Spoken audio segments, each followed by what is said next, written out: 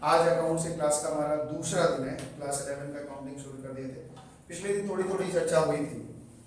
तो पिछले दिन हम लोगों ने थोड़ा थोड़ा पढ़ा था कि अकाउंट्स को कैसे कैसे क्या क्या होता है, क्या क्या बेसिक बेसिक चीज़ें हैं। अब हम लोग अकाउंट्स में ना थोड़ा प्रैक्टिकल की तरफ बढ़ेंगे।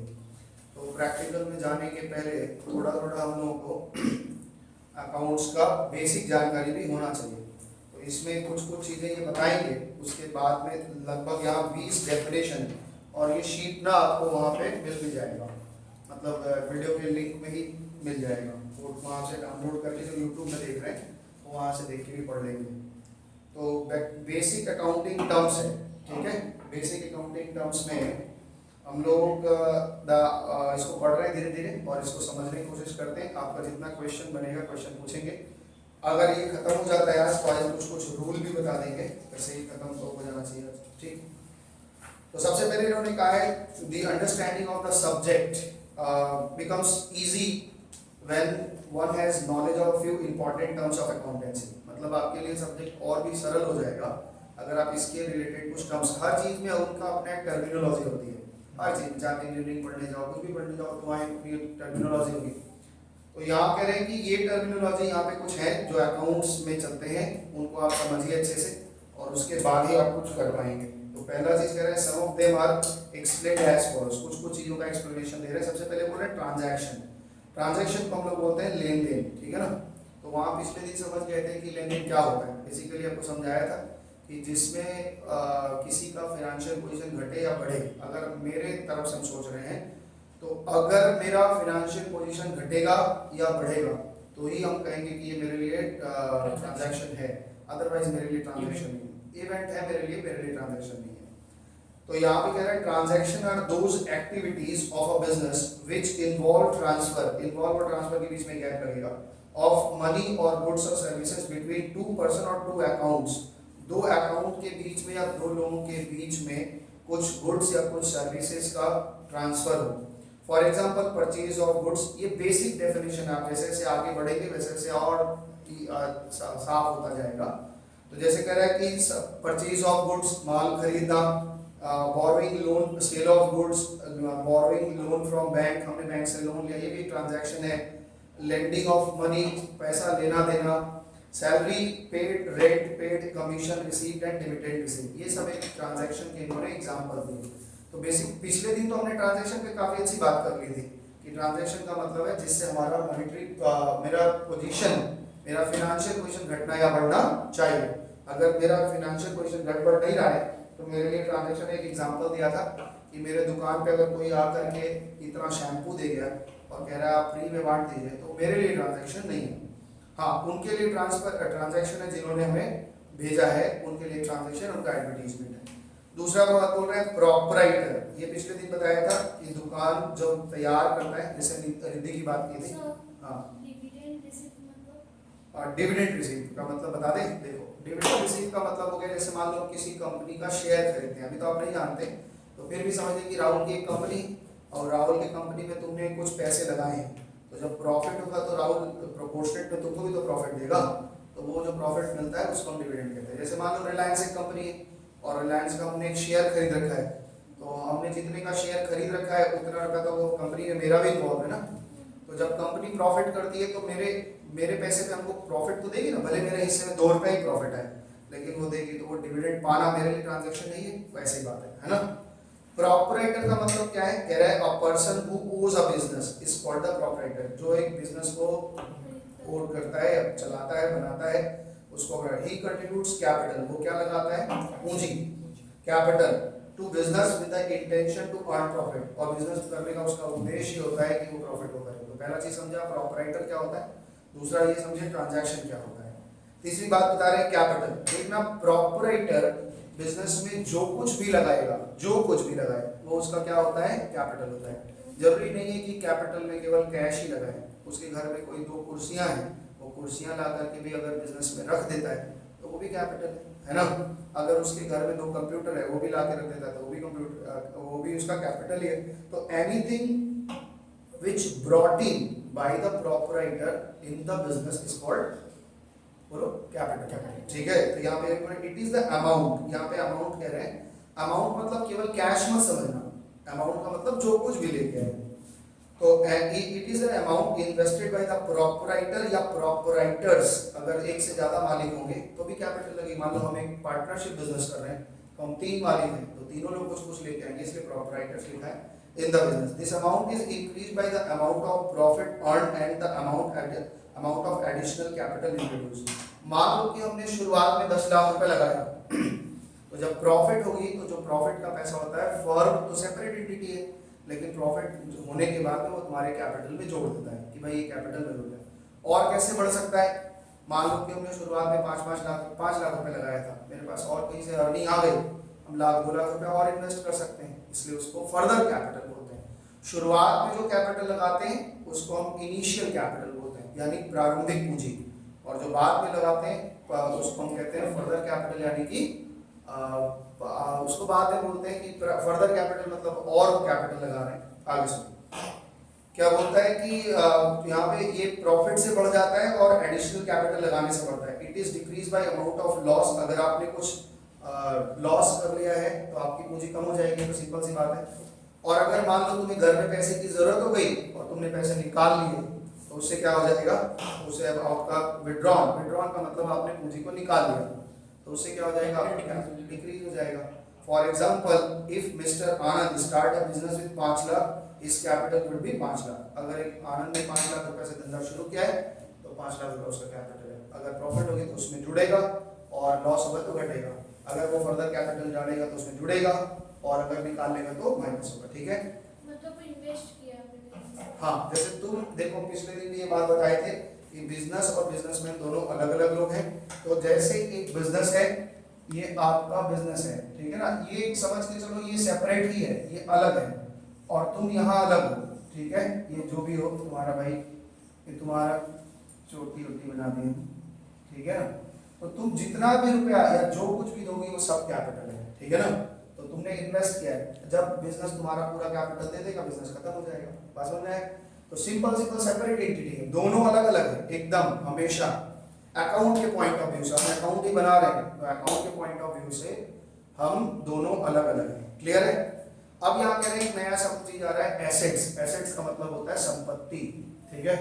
तो अब बिजनेस को तुमने 5 लाख रुपए दिए, इस चीज को थोड़ा समझने की कोशिश करो कि तुमने बिजनेस को 5 लाख रुपए दिए, तो अब ये समझो बिजनेस के पास में तुमने 5 लाख रुपए दिए, तो 5 लाख रुपया का एसेट्स और लायबिलिटी, ध्यान से समझना इस बात को। जितना तुमने संपत्ति दिया 5 लाख रुपया तुमने उसको दिया, तो उसके पास 5 लाख रुपया कैश आ गई थी किसके पास, बिजनेस की तरफ से। सोचो अब तुम अपने आप को बिजनेस मानो और पिताजी को प्रोपराइटर मान लो। पिताजी ने तुम्हें 5 लाख रुपया दिए, तो 5 लाख तुम्हारे पास संपत्ति है। क्या इतने ही रुपए का तुम्हारे पास कर्जा भी है? 5 लाख रुपए का तुम्हारे पास संपत्ति है। मान लो हम दुकान पे आए, हमने कहा बड़ा खर्चा किया है, कितने दुकान में इतनी प्रॉपर्टी कहाँ से लगाई, बोली सर 5 लाख रुपए की प्रॉपर्टी है। तो हमने कहा बहुत पैसा कहाँ से पाया, तो बोले पिताजी का है। सीधा सीधा मतलब ये पैसा किसका है, मालिक का है। तो जितना मेरे पास एसेट्स होता है उतनी लायबिलिटी होती है, यानी कर्जा भी होता है। अब इसको थोड़ा और तरीके से समझते हैं। हमारे पास यानी बिजनेस के पास जितना एसेट्स होता है, या तो वो लायबिलिटी होती है बाहर वालों की होती है, या फिर हम किस पिताजी की होती है। बात समझ आए? जब पिताजी से लेते हैं उसको कैपिटल कहते हैं, और बाहर वाले किसी से कहते हैं तो अदर लायबिलिटीज हो जाती है।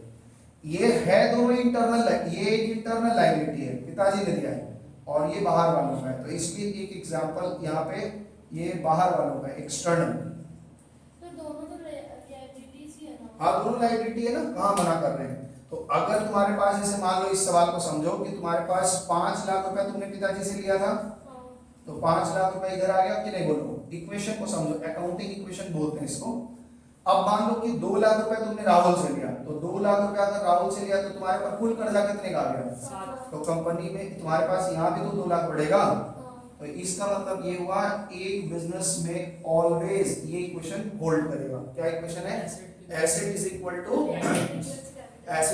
To liability plus capital. मतलब कि बिजनेस में जो भी पैसा है वो या तो मालिक का है या तो बाहर वालों का है। बिजनेस का अपना कुछ भी नहीं होता है, ठीक है ना। है तो वो सेपरेट एंटिटी। इसके पास जितनी भी संपत्ति है, जैसे मान लो अभी यहाँ पे आए, यहाँ पे अगर कोई हमसे पूछे कि धंधा आपने तैयार किया है, इसमें आपकी संपत्ति हमें 10 लाख रुपए की दिख रही है, तो विजय सर क्या बोलेंगे, इसमें 4 लाख रुपए पिताजी से लिए और 6 लाख रुपए पवन सर से लिए। तो लाइबिलिटी और एसेट हमेशा होल्ड करेगा।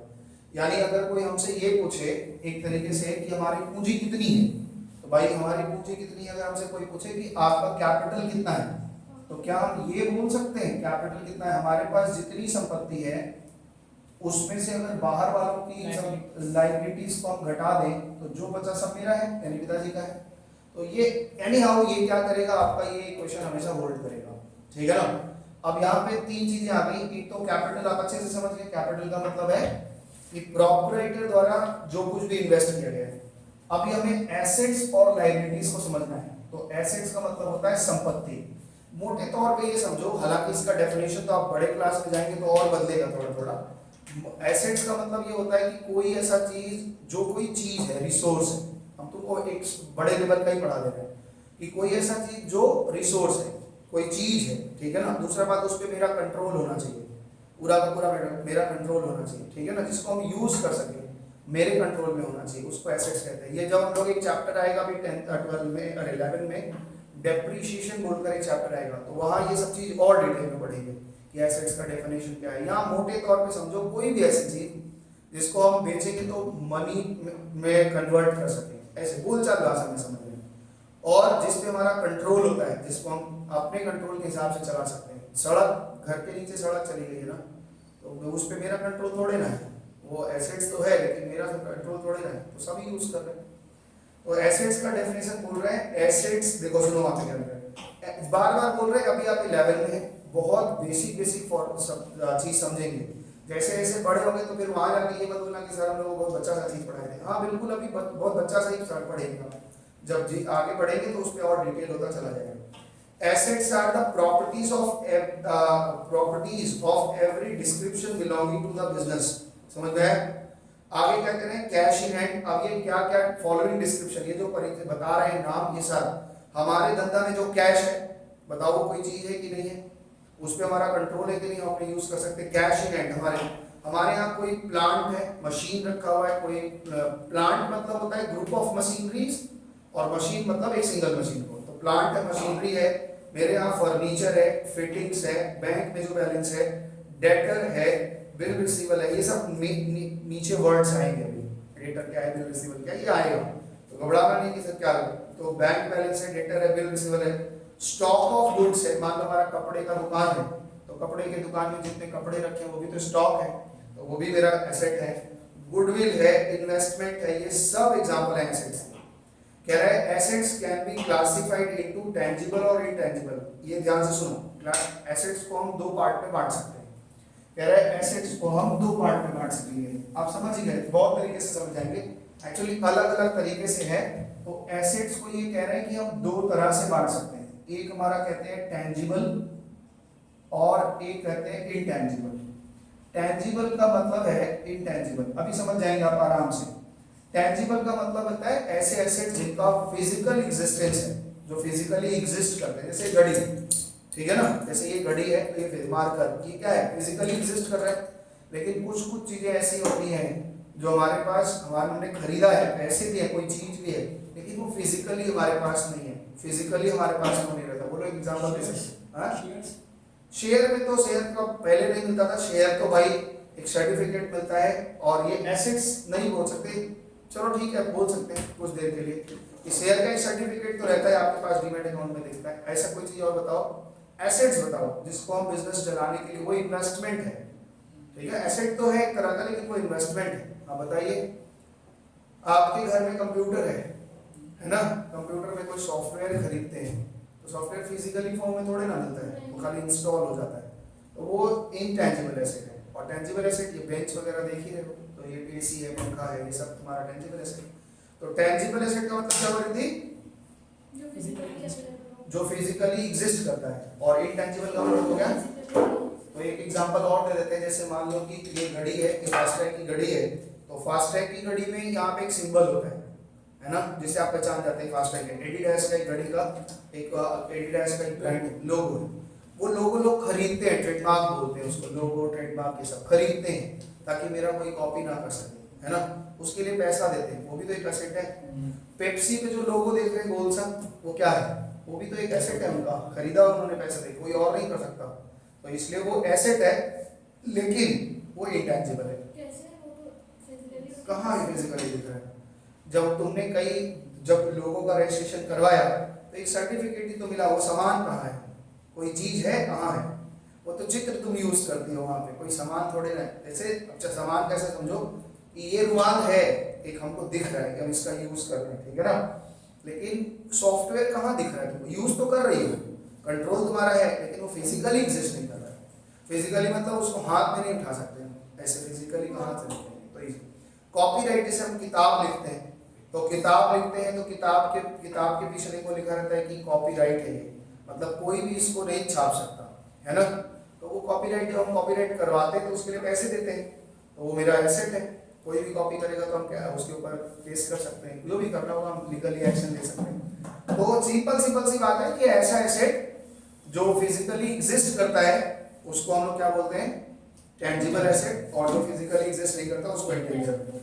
अब यहाँ पे देखो क्या कह रहे हैं, एक डेफिनेशन दे रहे हैं, tangible assets, intangible assets, these assets are those having physical existence, ठीक है, it can be seen and touched, इसको आंख से देख भी सकते हैं और इसको हम छू भी सकते हैं। For example plant, machinery, cash. Intangible asset का क्या डेफिनेशन दे रहे हैं, intangible assets are those assets having no physical existence, जिसका फिजिकल एग्जिस्टेंस नहीं है, but their position gives rise to some rights and benefits to the owner, वो आपको हक देता है, मतलब आपका उस पे राइट्स रहता है ना। It can be seen, it can not be seen and touch, इसको छू नहीं सकते, जैसे गुडविल।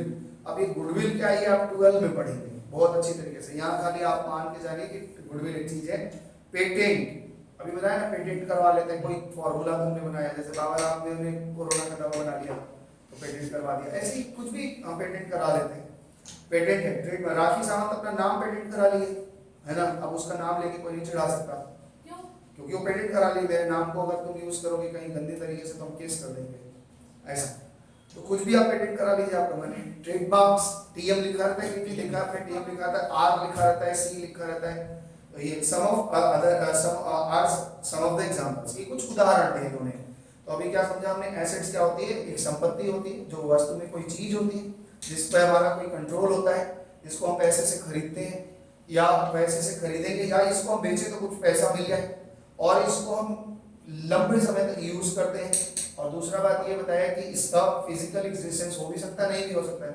अगर फिजिकल एग्जिस्टेंस है तो वो टेंजिबल एसेट है, और फिजिकली एग्जिस्ट नहीं करता है तो वो इंटेंजिबल एसेट है। आगे चलें, लायबिलिटीज क्या कह रहे हैं। लायबिलिटीज देखो, एक्चुअली में लायबिलिटीज का डेफिनेशन ये होता है कि हमने पास्ट में कुछ किया है ऐसा जिसका अभी हमारे पास में ऑब्लिगेशन आ गया कि आपको पेमेंट करना पड़ेगा।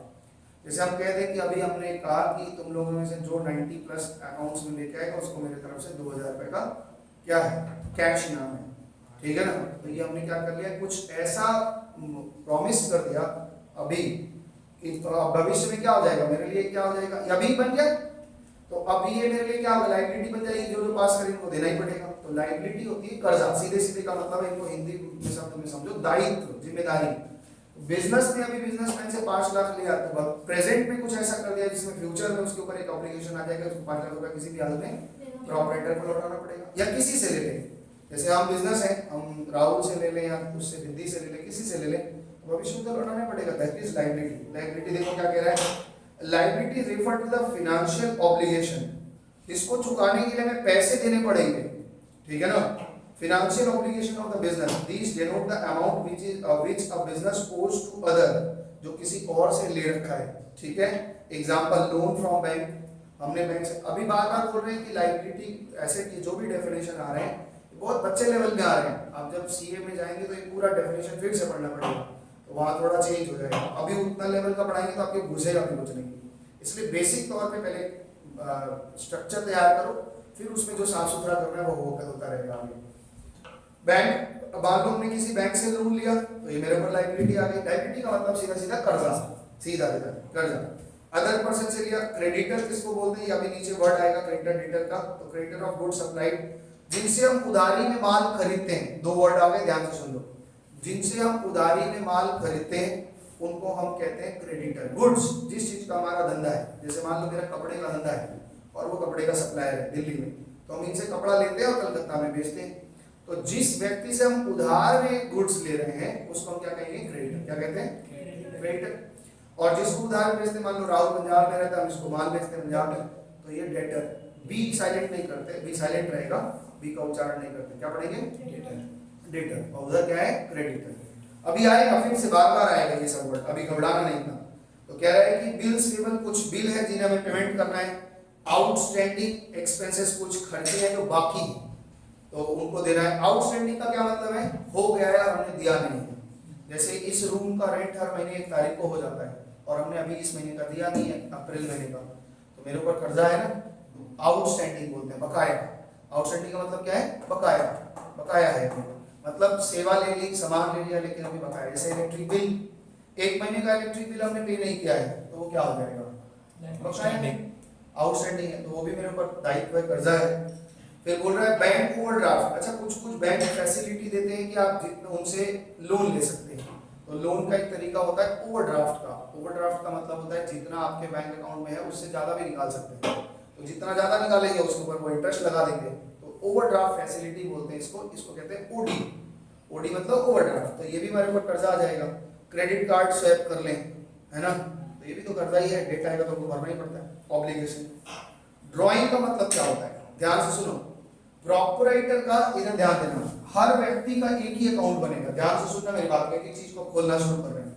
जैसे प्रोपराइटर जो मालिक है, हमारे बिजनेस में हर आदमी का एक ही कॉपी होगा। राहुल नाम से अगर कोई लेना देना होता है तो राहुल की एक ही कॉपी होगी, उसी में जब लेंगे तो भी लिखेंगे, जब देंगे तो भी लिखेंगे। लेकिन प्रोपराइटर यानी मालिक के 2 अकाउंट बनते हैं। एक अकाउंट बनता है कैपिटल, इसके नाम का अकाउंट नहीं बनाते, और एक अकाउंट बनता है ड्राइंग। जब वो इन्वेस्ट करता है बिजनेस में, जब इन्वेस्ट करता है तो हम कौन सी कॉपी में लिखते हैं? कैपिटल वाली कॉपी में। और जब वो विड्रॉ करता है तो कौन सी कॉपी में लिखते हैं? ड्राइंग। तो वो कैपिटल में कुछ भी इन्वेस्ट कर सकता है। क्या क्या इन्वेस्ट कर सकता है भाई? कैश दे दे हमको, हमको कुछ फर्नीचर दे दे, कुछ लैंड दे दे, कुछ भी दे सकता है। वैसे निकाल भी तो कुछ भी सकता है धंधा में से, है ना। मान लो कपड़ा खरीदना है, कपड़े का व्यापारी है, कपड़ा का ही काम कर रहा है, तो क्या कपड़ा बाहर से खरीदेगा? अपनी दुकान से निकाल के भेज देगा, है ना। तो ये चीज ध्यान रखना कि केवल एकमात्र प्रोपराइटर ही ऐसा है जिसका 2 अकाउंट बनता है, कैपिटल और ड्राइंग। कि भाई तुमने इन्वेस्ट कितना किया था और निकाला कितना। लास्ट में अगर हमसे पूछेगा तो हम कहेंगे देखो 10 लाख तुमने लगाया था, 3 लाख निकाल लिया, माइनस करके 7 लाख रुपया तुम्हारा बचा हुआ कैपिटल। ऐसे निकालते हैं। तो 2 सेपरेट अकाउंट बनते हैं।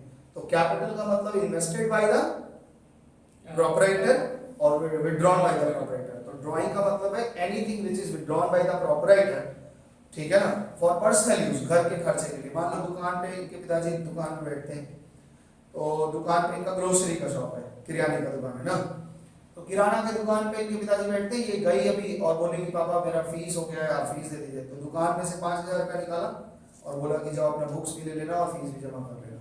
तो ये 5,000 रुपया क्या बिजनेस का खर्चा है? नहीं, ये लोग किसका खर्चा है? प्रॉपर्टी घर का खर्चा है। तो बिजनेस अकाउंटेंट क्या लिखेगा कि 5,000 रुपया इन्होंने निकाला, ठीक है ना। तो ये पर्सनल अकाउंट पे लिखेगा ना, पर इसमें लिखिएगा ना ड्राइंग अकाउंट में। जैसे तुम्हारे पिताजी एक है और एक अकाउंटेंट है, मान लो हम बिजनेस है पिताजी के और एक तुम्हारे पिताजी है और एक तुम हो, तो हम बिजनेस चला रहे हैं। अब 5,000 रुपये मेरे में से निकाला जाएगा तो हम तो लिखेंगे ना पिताजी के नाम से कि 5,000 रुपये निकाले। तो घर के खर्चों के लिए कुछ भी निकाला जाए, घर का खर्चा मतलब क्या होगा? अपना और अपने परिवार का खर्चा, ये सब ड्राइंग है। अपना खर्चा, अपना LIC प्रीमियम जमा कर दें, LIC का प्रीमियम जमा करना है तो अपना LIC का प्रीमियम जमा करें, अपने बच्चे का जमा करें, की बात है। प्रॉपराइटर निकाल रहे हैं। बिजनेस का LIC नहीं होता, बिजनेस मरने वाला थोड़ी नहीं कि उसका LIC कराएंगे, है ना।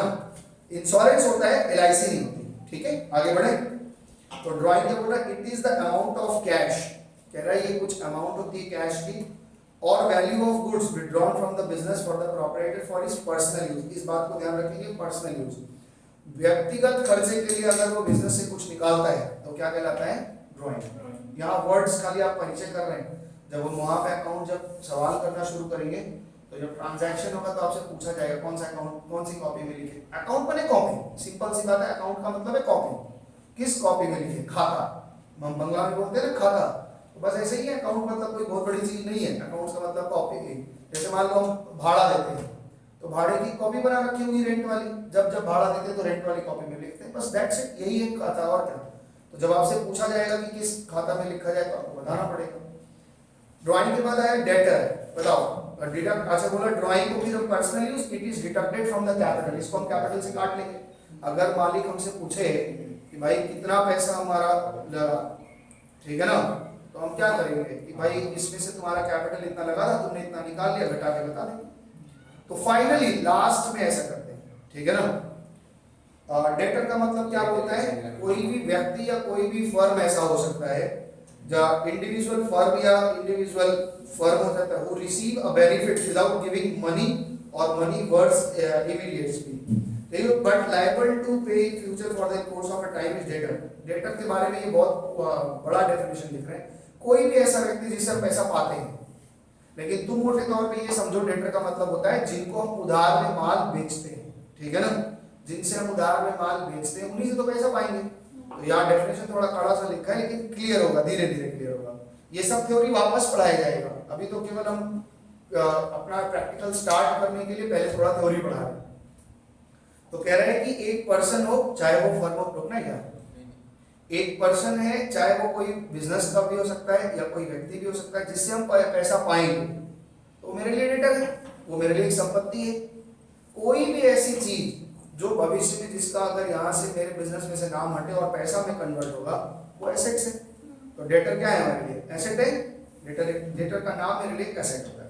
Without giving money or money is worth immediately, but liable to pay in future in the due course is time and return. The debtor are shown as the asset in the balance sheet. अब ये सब बातें अभी आपको समझनी है, balance sheet क्या होता है, ऐसा कुछ नहीं।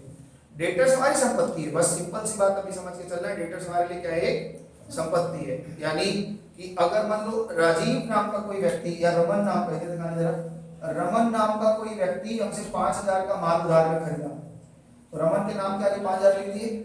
अब जब वो पैसा देगा तो ये नाम कटेगा, तो नाम कटेगा तो कैश आएगा कि नहीं आएगा। तो जब कोई भी ऐसा चीज, मोटे तौर पे समझो, जब भी कोई ऐसा चीज अगर कैश आ रहा है तो हमारा क्या हो रहा है, एसेट है, जिसकी वजह से कैश आ रहा है। मेरे पास एक फर्नीचर है, फर्नीचर हम बेच देंगे तो कैश आएगा।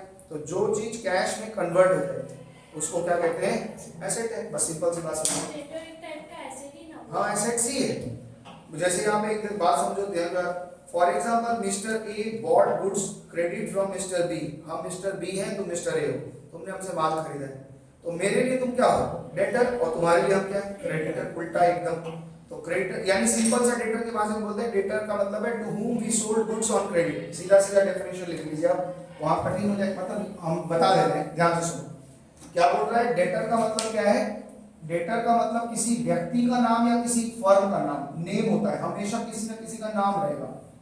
इसमें दो बातें याद रखो खाली, क्या क्या चीज है, to whom we sold goods on credit, goods on credit। और दूसरी बात क्या कह रहे हैं, चलो लिख देते हैं पूरा समझ, क्रेडिट या फ्रॉम whom, जिनसे हमें पैसे रिसीव करने, from whom we have to receive cash, जिनसे हमें पैसे लेने। क्रेडिटर का ठीक उल्टा, क्रेडिटर भी किसी का नाम होगा, कोई व्यक्ति का नाम हो सकता है। जब हम नाम बोलते हैं तो वो किसी व्यक्ति का नाम भी हो सकता है, किसी बिजनेस का भी नाम हो सकता है। हम राज से भी पैसा पा सकते हैं, राज ट्रेडिंग से भी पैसा पा सकते हैं, है ना। तो फर्म का नाम होगा, ये भी एक नाम होगा। तो बिजनेस में जब कभी भी कहीं किसी व्यक्ति या किसी फर्म का नाम आता है तो तुरंत आपके दिमाग में चलना चाहिए, या तो इस व्यक्ति से हमें पैसे लेने या देने। अगर ये क्या है, या तो डेटर होंगे या तो क्रेडिटर होंगे। नाम का मतलब ही है वो डेटर या क्रेडिटर आ जाएंगे, ठीक है। तो क्रेडिटर में ठीक उल्टा बता रहा है कि जिनको हम उधार में, जिनसे हम उधार में माल खरीदते हैं उनको क्रेडिटर कहते हैं, और उनको भविष्य में पैसा देते हैं। तो क्या लिखा, from whom we bought goods on credit, जिनसे हम उधार में माल खरीदते हैं, to whom we have to pay in future, जिसको हम भविष्य में, फ्यूचर में पे करते हैं। कैश में पे कर सकते हैं, कोई और भी समाधान, मान लो हमने किसी से उधार में माल खरीद लिया, है ना, अब वो पैसा मांग रहा है, मेरे पास है ही नहीं, तो क्या करेगा, वो आएगा मेरे यहाँ से फ्रिज उठा के लेके चला जाएगा, है ना, कुछ तो ले ही जाएगा, किसी न किसी तरह से हमें पे करना है। तो creditor, a person gives benefit without receiving money, जो पैसा लिए बिना हमको कोई ना कोई सेवा दे देता है। कोई हमारे में से कहा कि भाई मेरे घर का इलेक्ट्रिक खराब हो गया, तुम ठीक कर दो, उन्होंने ठीक कर दिया, पैसा लिए बिना ही, इन्होंने घर की सेवा कर दी, भाई बिजली बना दिया, भविष्य में तो इनको देना पड़ेगा ना। तो यही कह रहा है कि a person give a benefit without receiving money और मनी वर्थ इमीडिएटली, तुरंत दे देता है। But the claim in the future is a creditor, जो भविष्य में क्लेम करेगा कि भाई मेरा पैसा दे दो, तो हमारे लिए क्या है, क्रेडिटर है। लेकिन क्रेडिटर को आप यहाँ बोलचाल भाषा में भी इतना ही समझो कि जिनको हम उधार में माल बेचते खरीदते हैं उनको हम क्रेडिटर बोलते हैं, जिनसे खरीदते हैं उनको क्रेडिटर बोलते हैं और जिनको बेचते हैं उनको क्रेडिटर बोलते हैं। That's it. आगे देखो परचेज, देखो ध्यान रखना मेरे पास में, अब इस चीज को समझो थोड़ा सा, हम थोड़ा समझाने की कोशिश कर रहे हैं, समझो।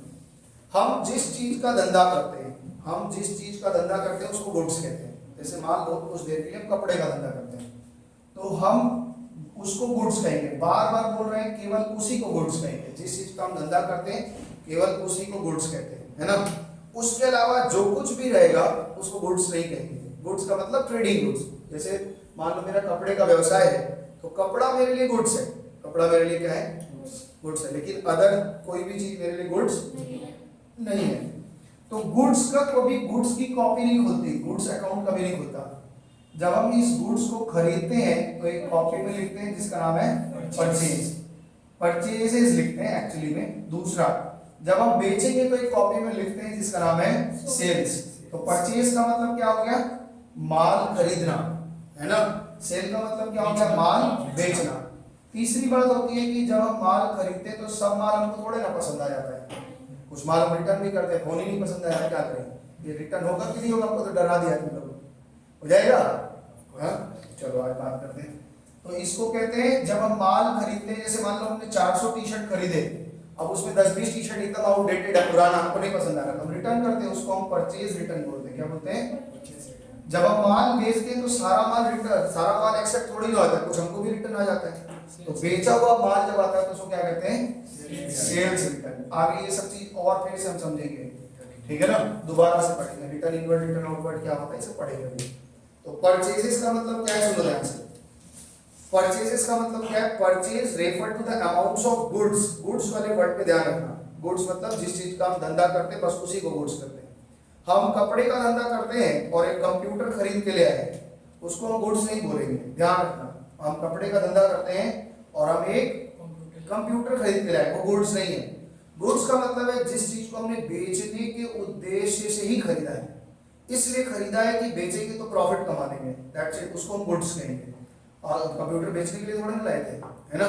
हमने घर में एसी लगवा दिया, ये बेचने के लिए थोड़ी ना लगाए, लेकिन जो एसी का धंधा करता है उसके लिए तो गुड्स ही है। खोसला इलेक्ट्रॉनिक्स में जाओगे, रायपुर इलेक्ट्रॉनिक्स में जाओगे तो उनके लिए वो गुड्स ही है ना। इसके लिए एग्जांपल दिया था कि एक बार हम लोग मोबाइल खरीदने गए थे गड़ा इलेक्ट्रॉनिक्स में, गड़ा खरीदने गए थे, और क्या नाम था उसका दुकान का, शायद टेली पॉइंट या कुछ है, सिलिकॉन, गलत एक दुकान है, बड़ा सा दुकान है सिलिकॉन। उसका जो मालिक है वो उसका नाम है जय बोथरा, है ना, जय जी है। तो उनके यहाँ गए थे, तो बड़ा सा दुकान है, बहुत बड़ा शोरूम है, वो डेली का मोबाइल कम से कम 3000-4000 पीस बेचता है, ऐसे बहुत बड़ा डीलर है।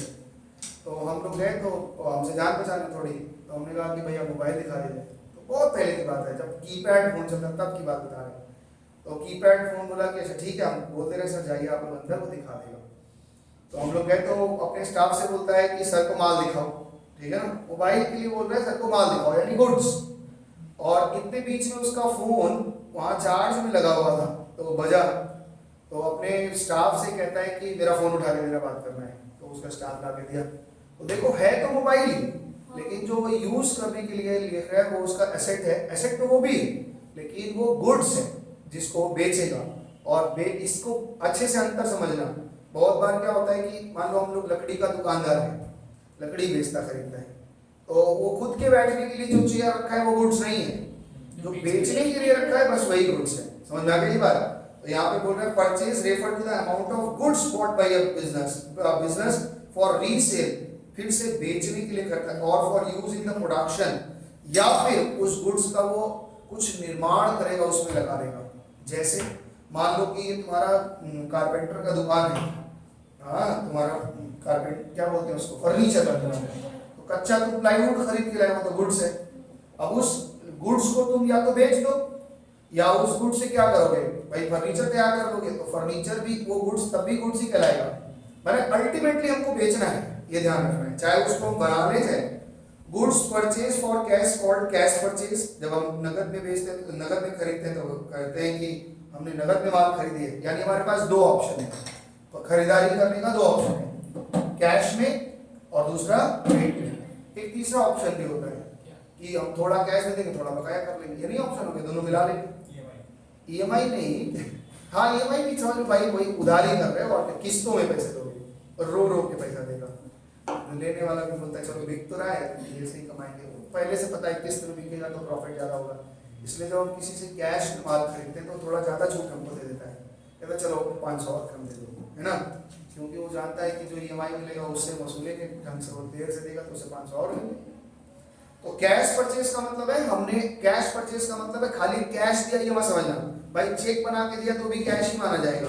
और पिछले साल ये सब बच्चे पूछ रहे हैं सर कहाँ कैश हुआ, आप कह रहे हैं कैश परचेज कैसे कैश हुआ, ये तो चेक से पैसा दिया।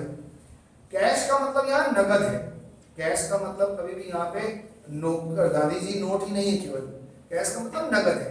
नगद में अगर हम उन लोगों को चेक भी बना के दे रहे हैं, ड्राफ्ट बना के दे रहे हैं, सब आगे पढ़ेंगे आप, तो वो भी कैश परचेज ही कहलाएगा। समझ में आ गया ना।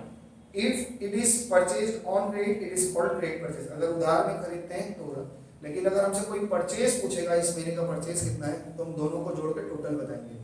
अगर मान लो इस महीने में हमने 1 लाख का उधारी में माल खरीदा और 3 लाख का कैश में खरीदा, तो टोटल परचेज 4 लाख का। ये ध्यान रखना, परचेज मतलब टोटल खरीदारी, और उधारी के साथ total purchase include both cash and credit purchases. Cash और क्रेडिट परचेज दोनों को मिला करके हमारा होता है परचेज रिटर्न और रिटर्न आउटवर्ड। अब ये देखो ध्यान से, परचेज रिटर्न का मतलब क्या है, जितना माल हमने खरीदा उसमें से कुछ माल, पूरा रिटर्न नहीं करेंगे, कुछ माल रिटर्न हो जाता, कभी कभी पूरा भी होता है भाई, डिफेक्टिव आ गया पूरा ही चला जाएगा, है ना। तो इसको परचेज रिटर्न को एक और नाम से बोल रहे हैं, इधर बना देते ना, इसको बोल रहे हैं रिटर्न आउटवर्ड। Return outward. अच्छा, जो भी ये परचेज का जो भी नेचर होगा, क्या रिटर्न उसका उल्टा नेचर होगा? मतलब हम माल खरीद रहे हैं, अगर इसको हम यूं कहें कि ये माल इन हो रहा है तो ये आउट हो रहा है, इसलिए इसका नाम रिटर्न आउटवर्ड लिखा है। ध्यान रखना, रिटर्न का मतलब होता है तो घुमा देना, आउटवर्ड मतलब बाहर की तरफ। मेरे धंधा से निकल के बाहर जा रहा है, पहले जब हम किए थे तो ये इन किया था माल को, और जब रिटर्न आया तो आउट कर दिया। जब हम सेल करते हैं तो क्या होता है, माल आउट होता है, अब रिटर्न आता है तो इसको क्या बोलते हैं, सेल्स रिटर्न। इसलिए सेल्स रिटर्न को हम एक और नाम से जानते हैं, रिटर्न इनवर्ड। बात समझ में आया? जब हम धंधा शुरू करते हैं, जरूरी नहीं है कि साल की शुरुआत में जितना माल खरीदा था क्या 31 मार्च को पूरा बेच लेंगे, सारा माल बेच देंगे, कुछ बचा रहेगा।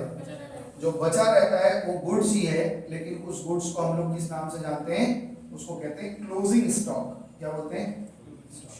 बहुत लोग इन्वेंट्री भी बोलते हैं, आप वर्ड देखेंगे इन्वेंट्री। इन्वेंट्री का मतलब स्टॉक, इन्वेंट्री का मतलब है स्टॉक। अभी जैसे जैसे आएगा बताते चलेंगे। क्लोजिंग स्टॉक मतलब साल के एंड में या महीने के एंड में जो माल बचा हुआ है उसको हम लोग क्लोजिंग स्टॉक कहते हैं। क्या ये क्लोजिंग स्टॉक खरीदा हुआ माल ही नहीं है? खरीदा हुआ जो माल है थोड़ा बहुत बच गया है, तो क्लोजिंग स्टॉक इन्वेंट्री है। आगे का चलें, सेल्स रिटर्न समझ में आ गया, सेल भी समझ में आ गया। सेल का मतलब क्या है? सेल का मतलब है, sale refers to the amount of goods sold already bought और मैन्युफैक्चर्ड। या आपने किसी से खरीदा है या आपने खुद रॉ मटेरियल से बनवाया है, तो उनको बेचते हैं तो उसको हम लोग कहते हैं सेल्स। ठीक है ना। सेल करने पर क्या होगा, दो तरह का सेल भी होगा, या तो हम नकद में बेचें या तो उधार में बेचें। चले आगे, तो sales refer to the amount goods sold to the already bought और manufactured by the business. When goods are sold to cash they are called cash sale, और जब हम उधार में माल बेचते हैं तो उसको क्या बोलते हैं, क्रेडिट सेल बोलेंगे। तुम वो नहीं किया था क्या फ्लाइट मोड? अच्छा ठीक है, चलो कोई बात। आगे चलें। और सेल्स रिटर्न मतलब रिटर्न इनवर्ड। तो जब हम माल बेचते हैं तब माल एक्चुअली में आउट हो रहा है, जब रिटर्न आता है तो वो इन होता है। तो ये एक दूसरे की अपोजिट चीजें हैं, समझ में आ रहा है ना। है परचेज करने का मतलब है माल को इन करवाना, और परचेज रिटर्न का मतलब क्या है, माल को आउट करवाना। और सेल का मतलब क्या है, बेचना बाहर करना, और रिटर्न आ गया तो इन करना, बस ध्यान रखना। क्लोजिंग स्टॉक मतलब बचा हुआ माल है, आ जाओ बाहर पीछे आ जाओ।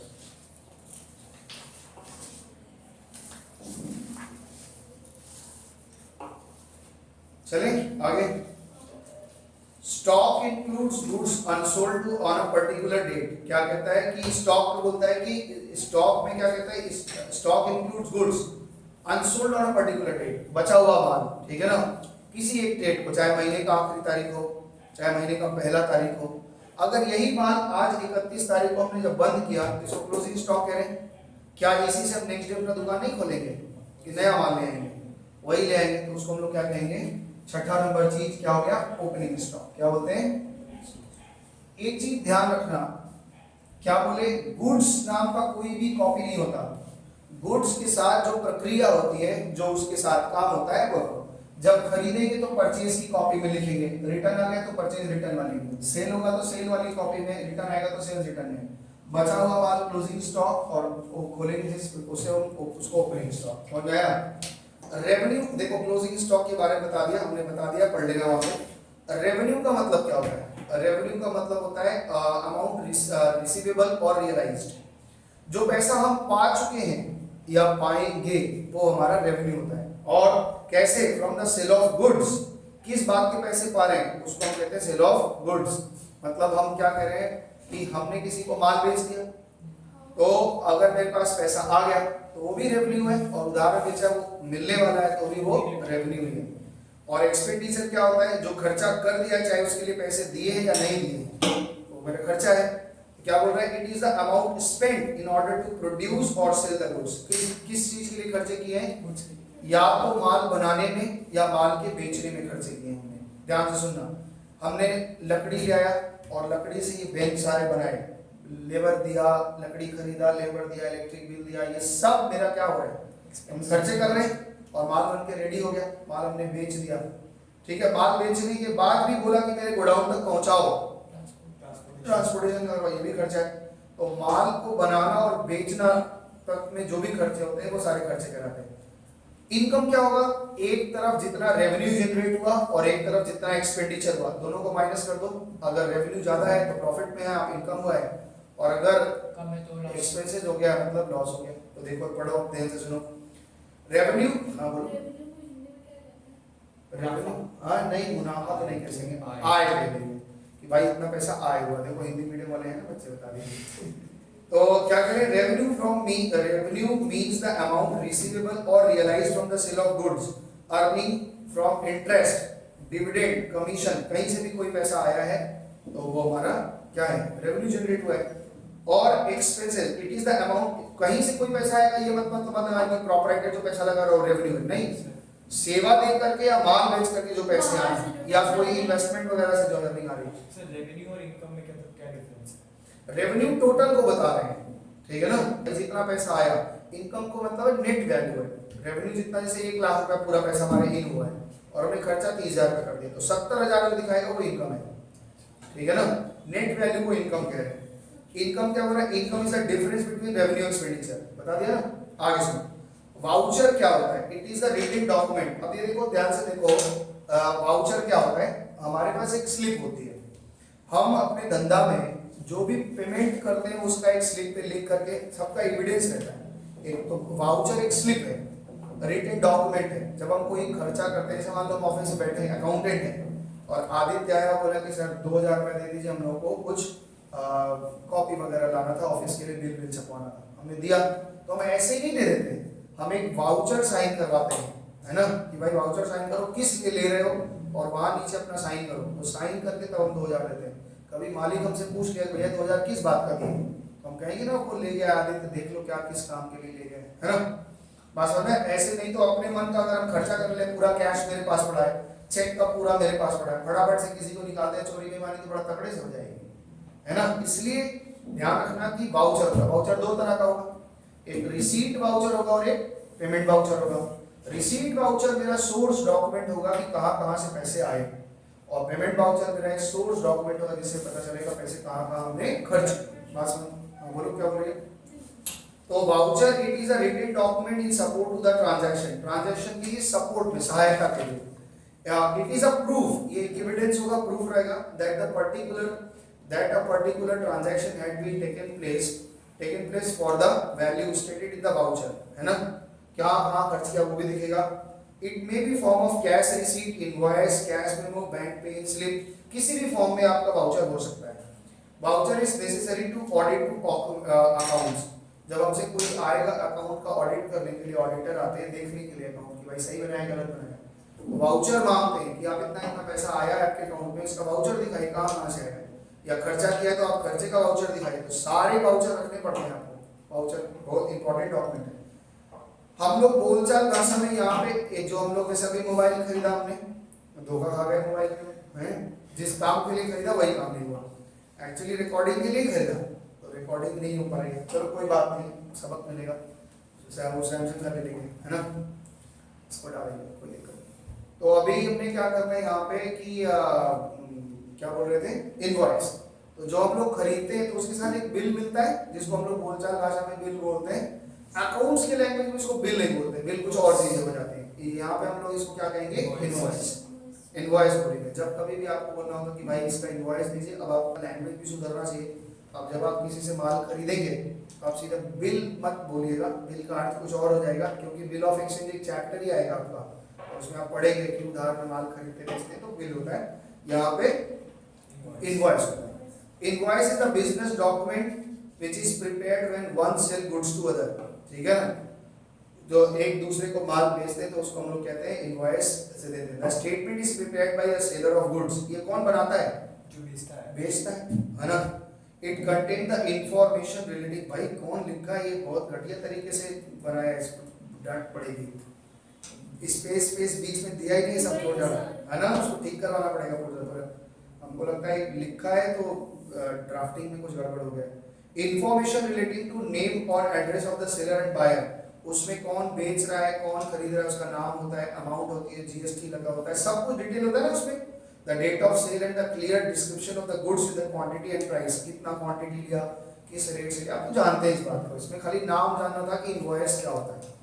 आगे receipt, receipt is the acknowledgement of cash receipt. ये जो बोले ना रिसीट देते हैं, भाई रिसीट दीजिए, पैसा लिया आपने उसका रिसीट। आप यहाँ बिल भरते हैं, फीस भरते हैं, जब तो आपको रिसीट दिया थे ना इतना पैसा रिसीट हुआ लीजिए, वो रिसीट है, रसीद जिसको बोलते हैं कि भाई रसीद काटो हमारा, तो वो रसीद जो है इसी रिसीट भाषा से उन्होंने रसीद बनाया होगा। अकाउंट, अकाउंट का मतलब होता है जिस कॉपी में हम लिखेंगे कोई भी जो ट्रांजैक्शन हुआ तो उस ट्रांजैक्शन को हम किस कॉपी में लिखेंगे, इसको हम लोग कहते हैं अकाउंट। जैसे कॉपी, अब प्रोपराइटर मालिक, पैसा लगाया जा रहा है, पैसा लगाया जा रहा है तो हम किस कॉपी में लिख रहे हैं, उसकी कैपिटल वाली कॉपी में लिखेंगे। जब वो निकालेगा तो ड्राइंग वाली कॉपी में लिखेंगे। माल खरीदे जा रहे हैं, जितना माल खरीदेंगे तो कौन सी कॉपी में लिखते जाएंगे, परचेज में लिखते जाएंगे। जब माल बेचेंगे तो सेल वाली कॉपी। हर चीज की अपनी एक अलग कॉपी है। इस बात से डरना नहीं कि सर इतना कॉपी कहाँ से खोलेंगे, अरे भाई अब तो सब अकाउंट्स आपके कंप्यूटर में होने लगे हैं, तो जितनी मर्जी अकाउंट खोलो कोई दिक्कत नहीं, छोटे से छोटे के लिए आप अकाउंट। हमने रेंट की अलग एक कॉपी बना रखी है, जब रेंट भरते हैं तो उसमें लिख लेते हैं, तो साल भर का टोटल देख लेते हैं। जब रेंट कॉपी खोलेंगे तो दिख जाएगा ना किस किस तारीख को कितना कितना दिया, टोटल रेंट कितना दिया, कुछ बकाया वकाया होगा तो भी दिख जाएगा, है ना। तो इसलिए अकाउंट का मतलब है एक सेपरेट, अकाउंट का मतलब है एक सेपरेट खाता, बुक्स बनाया है जिसमें हम उससे रिलेटेड अकाउंट लिखेंगे। Account is a summary of relevant business transaction. Accounts होगा, अकाउंट्स का मतलब है कि ये रेलेवेंट की अब मेरे पास जैसे अब आज का इस बिजनेस का हमें प्रॉफिट निकालना है तो हम क्या करेंगे, सारे अकाउंट्स उठा कर ले आओ, सारा खर्चा वाला एक तरफ रख लेंगे, सारा इनकम वाला एक तरफ लेंगे, टोटल लगा के मैच करा देंगे तो क्या हो जाएगा, निकल जाएगा। इनकम एक्सपेंडिचर एक तरफ लिख दोगे तो इनकम हुआ मतलब लॉस हो गया पता चल जाएगा, समझ में आया। तो यहाँ पे amount of summary, account is a summary of relevant business, summary होती है। परचेज हमने पूरे महीने में जो किया है वो परचेज अकाउंट को देख के पता चल जाएगा, समरी में कितना भाई है। वन क्या लिखा है ये, place relating to a person, assets, expense, revenue named in the heading. An account is a brief history of a financial transaction of particular person item. An account has two sides, debit and credit side, ये पिछले दिन हमने बताया था। तो ये 20 important terms हैं, मोटा मोटा टर्म्स हैं, लेकिन इससे आपका काम बन जाएगा। लेकिन अभी हम लोग इस पे और भी चर्चा करेंगे, कुछ और भी टर्म्स आएंगे, शुरुआत करने के लिए इतना काफी है। तो इसमें अगर आपको कुछ पूछना है तो पूछ सकते हैं, 2 मिनट हम आराम कर लेते हैं, तुम लोगों को दे देते हैं कि कोई टर्म्स नहीं समझ में आया तो पूछ सकते हैं। पूछा है कि सर वाउचर, इनवॉइस और रिसीट क्या है, ठीक है ना, डिफरेंस तीनों में, तीनों का मतलब अलग अलग मतलब फिर से समझा दीजिए। सबसे पहले तो चीज देखो कि जब हम किसी को पेमेंट करते हैं, ठीक है ना, जैसे मान लो कि तुम डोनेशन देने गए कहीं पे, तो डोनेशन देने गए तो तुम वहाँ 5000 रुपया दिए डोनेशन, तो उससे क्या बोलते हो कि भाई रसीद काट दो मेरा, है, तो वो जो रसीद काट देता है ये एक नॉलेज देता है कि इतना पैसा हमने रिसीव किया, और तुम्हारे पास भी एक एविडेंस आ जाती है कि इतना पैसा हमने दिया। हमने कहा था जाके आर एस मार्ग में 10,000 रुपये दान दे दो, हम तुमको दिए थे और तुम दे के आए, तो रसीद कटवा के आओगे तब तुमको विश्वास होगा। और तुम कह दो कि नहीं सर हम दे दिए, वो कह दे मान ले, तो रसीद एक चीज है जिसको हम लोग रिसीट कह रहे हैं, ठीक है ना। रिसीट का मतलब है जो ये एक्नॉलेज करेगा कि पेमेंट लिया दिया गया है, ठीक है, प्रूफ है। हाँ प्रूफ है, ठीक है, जिससे ये पता चलेगा कि पेमेंट लिया दिया गया है, ठीक है। इनवॉइस का मतलब होता है जब हम कोई एसेट्स या गुड्स खरीदते बेचते हैं तो उसका एक इनवॉइस होता है जो ये दिखाएगा कि अब इसकी ओनरशिप आपको चला गया। अगर हम ये ऐसे ही तुम ये रख लो, जैसे रास्ते में तुम मान लो 1 किलो सोना लेके जा रहे हो और पुलिस पकड़ ले तुमको, तो कहोगे मेरा है, कहेगा प्रमाण करिए, कहाँ खरीदा है आपने, ओनरशिप आपकी है, चुरा के ला रहे हो, कहाँ से खरीदा है। अगर तुम्हारे पास बिल है दुकानदार का जिससे तुम खरीदे हो, जिसको तुम इनवॉइस कह रहे हो, तो वो रसीद दिखा के बोलोगे देखो इतनी तारीख को इतने पैसे इस रेट से हमने ये खरीदा है, पुलिस आपको छोड़ देगा, कोई दिक्कत नहीं है। 1 किलो को 10 किलो सोना रखे रहो। हाँ वाउचर और इनवॉइस दोनों का मतलब तब तो एक ही हुआ। नहीं, वाउचर अलग चीज है, इनवॉइस अलग चीज है, हम आपको दिखाएंगे। समझ में आ रहा है, इनवॉइस समझ में आया आपको। जब हम कोई चीज जैसे मोबाइल खरीदा तो मोबाइल के साथ एक इनवॉइस देना हमको, इनवॉइस दे जिससे ये पता चलेगा भाई कितना खरीदा बेचा हमने, ठीक है। दूसरी बात ये होती है, इनवॉइस हो गया। दूसरा चीज हमारे पास ये समझो कि एक तुमने किया वाउचर। वाउचर एक पेमेंट, जब जैसे मान लो हम अकाउंटेंट हैं तो वाउचर हम बनाएंगे। वाउचर ये होता है कि हमने कहाँ कहाँ पेमेंट किया वो हम देखेंगे। जैसे मान लो तुम आए हमारे घर ऑफिस में स्टाफ हो, ऐसे ही खाली एग्जांपल के लिए समझो, स्टाफ हो, तुम बोले कि सर हमको अभी हमने कुछ माल लेके आया है, वैन का भाड़ा देना है, वैन आया है, वैन का भाड़ा देना है। हमने कहा ठीक है भाड़ा दे दो, तो 300 रुपया तुमको दिया, तुम वैन का भाड़ा दे दिए। हम तो अकाउंटेंट है, मालिक हमसे पूछेगा ना कि भाई 300 रुपया कहाँ खर्चा किए, तो हम एक वाउचर बनाएंगे, उसमें लिखा रहेगा इस व्यक्ति को इतने रुपए दिए, इस बाबत दिए, इस चीज के लिए दिया, और उसके बाद में उसका साइन करवाएंगे। तो अब वो रिसीट वाउचर मेरे पास रहेगा, तो हम रिसीट वाउचर होता है, पेमेंट वाउचर होता है। जब हम पेमेंट करते हैं तो पेमेंट, या हमको कोई पेमेंट करके जाएगा तो भी हम साइन करवाएंगे भाई तुमने हमने पेमेंट दिया, ये ऐसे ही होता है। रिसीट और पेमेंट वाउचर क्या करता है, जिससे ये पता चलता है पैसा कहाँ से आया गया। इनवॉइस होता है किसी चीज को हमने खरीदा उसका बिल, या तुम्हारे भाषा में बिल है ना भाई, हर चीज के साथ एक बिल लेते हैं, पक्का हो जाता है ना कि पक्का बिल लेते हैं। वो चालान अलग चीज होता है, चलो ठीक है। ये इनवॉइस और चालान में अंतर है। चालान मतलब रोड चालान होता है, ये रास्ते में टेम्पोररी रहता है। जैसे अभी हम पंजाब में माल खरीदे, तो पंजाब में माल खरीदा तो उन्होंने ट्रांसपोर्ट में लगाया, तो तुरंत तो इनवॉइस नहीं भेज देते, एक चालान बना के भेज देते कि ये माल जा रहा है। वो रोड चालान होता है, रोड के पास में भाई हाँ ये चोरी का माल नहीं है, ये माल यहाँ से यहाँ जा रहा है, इन खरीद बेच हुआ है। पक्का बिल जब बनता है वो तो मेरे घर पे आएगा, और घर पे आएगा, अकाउंटेंट एंट्री करेगी, उसकी परचेज की बुक में लिखेगा कि भाई इतने का माल खरीदा गया, ठीक है। तो वाउचर क्या होता है, वाउचर 2 तरह के होते हैं, एक रिसीट वाउचर और पेमेंट वाउचर, जिससे हमें ये पता चलता है कि हमने कहाँ कहाँ पैसे खर्च किए या हमारे पास पैसे कहाँ कहाँ से आए। दूसरा इनवॉइस है। इनवॉइस मतलब जब कोई एसेट्स खरीदते हैं या माल खरीदते बेचते हैं तो उसका प्रूफ रहता है कि माल खरीदा और बेचा गया, इनके पास से खरीदा गया, इनके पास बेचा गया। और क्या पूछा था, एक तो रिसीट। रिसीट का मतलब होता है एक्नॉलेज करता है कि इतना कैश रिसीव किया गया या दिया गया, ठीक है। आगे चले। हाँ जी, ये देखो फ्रेमवर्क ऑफ अकाउंटेंसी जो आपकी आ रही है, अकाउंटिंग का फ्रेमवर्क, इसमें कुछ हमारे पास में अजम्पशन है, कुछ कॉन्सेप्ट हैं, कुछ मॉडिफाइंग प्रिंसिपल्स हैं। तो इनके बारे में अभी हम लोग नहीं पढ़ेंगे, कारण क्या है आपके समझ में आएगी। इसमें हम लोग कुछ चीजें पिछले दिन बताए थे। जैसे हमने बताया था कि पहला देखो सेपरेट एंटिटी कॉन्सेप्ट बताया था, तो अकाउंटिंग एंटिटी और बिजनेस एंटिटी अजम्पशन, ये एक अजम्पशन हम लेके चलते हैं कि हम लोग बिजनेस एंटिटी, बिजनेस को अलग और बिजनेसमैन को अलग मानते हैं और ये काम करते हैं। दूसरा ये अजम्पशन ले रहे हैं कि भाई, दूसरा अजम्पशन हमने क्या किया, मनी मेजरमेंट। जिस चीज को हम मनी में मेजर कर सकते हैं, मोटे मोटे तौर पे पढ़ा रही है थ्योरी, फिर से दोबारा पढ़ाई जाएगी।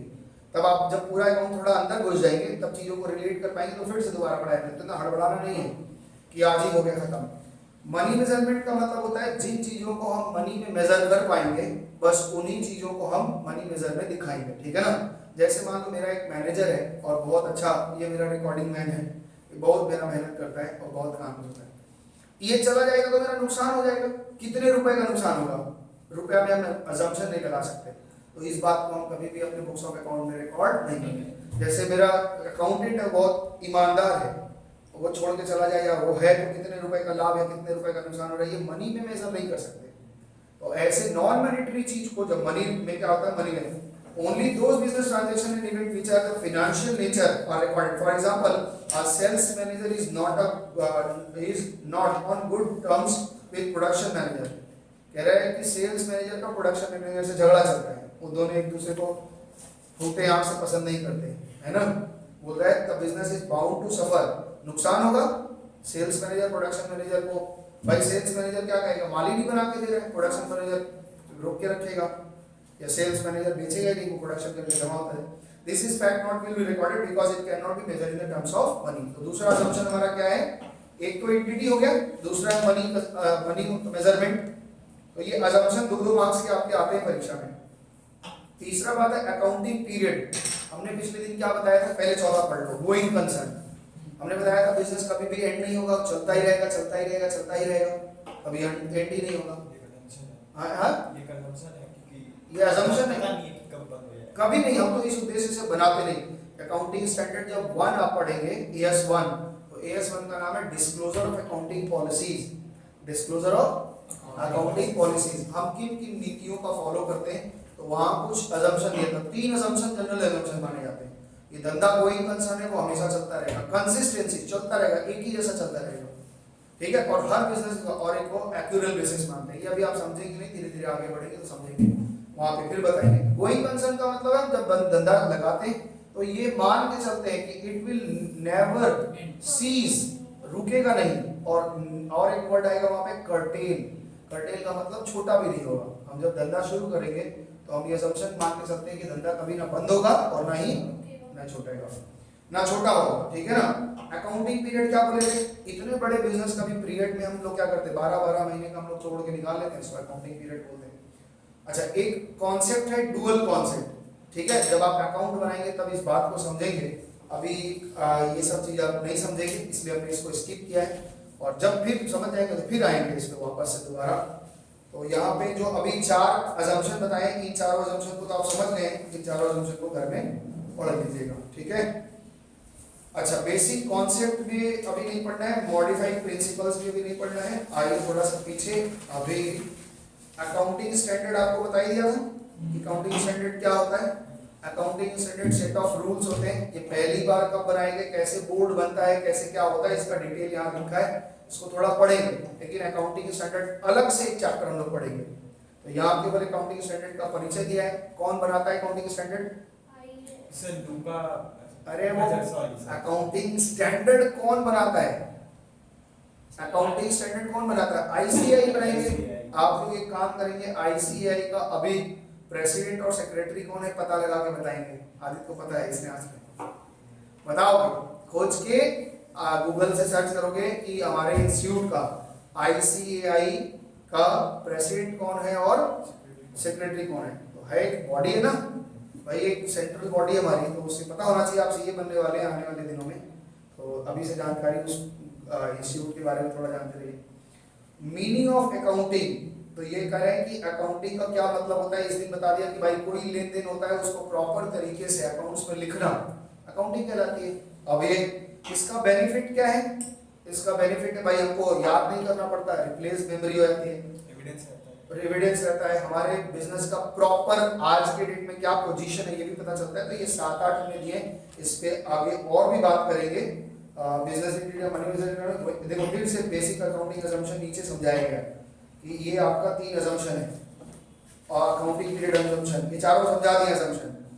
डबल एंट्री सिस्टम अकाउंटिंग में क्या होता है, देखो ध्यान से, जब हम लोग जैसे मान लो इधर सुनो, हमने डबल एंट्री सिस्टम का क्या है, हमारा ये बहुत साइंटिफिक तरीके से अकाउंट चलता है, कहीं भी कोई भी गलती नहीं होगी।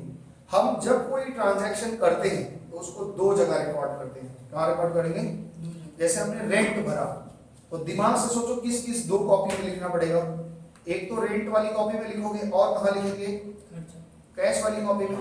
कैश गया ना, तो हर जगह एक तरफ हम पॉजिटिव के साइड लिखेंगे, एक तरफ नेगेटिव के साइड। इस तरह से हमारा अकाउंट्स कभी भी वो मिसमैच करेगा ही नहीं, तो बैलेंस करके चलेगा। जितना हमने पॉजिटिव की तरफ लिखा उतना नेगेटिव की तरफ, मतलब जितना से डेबिट करेंगे उतना से हम क्या करेंगे, क्रेडिट करेंगे। अभी आप डेबिट क्रेडिट नहीं समझ रहे, इसलिए हमने पॉजिटिव नेगेटिव बताया। अगले दिन हम लोग अकाउंट्स का क्या होता है, रूल्स फॉर डेबिट क्रेडिट सीखेंगे, और रूल्स फॉर डेबिट क्रेडिट सीखने के बाद में फिर उसमें कुछ छोटे छोटे बेसिक अकाउंट कैसे खोलते हैं तो वो सब समझेंगे, और अगले दिन से प्रैक्टिकल आपका शुरू हो जाएगा। तो शीट अगले दिन आपको मिलेगा, ये शीट आप अपने फाइल में लगा दीजिएगा, और अगले दिन से फिर से ठीक हो जाएगी। देखेंगे, नया कैमरा ले आएंगे, कुछ तो व्यवस्था करना पड़ेगा। आज मनी उदास कर दिया यार कोई बात नहीं, जीवन में ऐसे ही कम ज्यादा आते हैं। बच्चे जो वीडियो देख रहे हैं, एक दिन के लिए थोड़ा सा हमको माफ करें, क्योंकि बहुत शोर जैसा आवाज आएगा, गूंज आएगी आवाज में। बाकी ठीक है, तो हम कोशिश करेंगे इसका वॉल्यूम कुछ ठीक ठाक करने का, जितना करवा सकते हैं। तब तक के लिए आज नमस्ते। अगले दिन हम लोग rules for debit and credit सीखेंगे और उसमें कुछ प्रैक्टिकल सीखेंगे। सबको नमस्ते, धन्यवाद।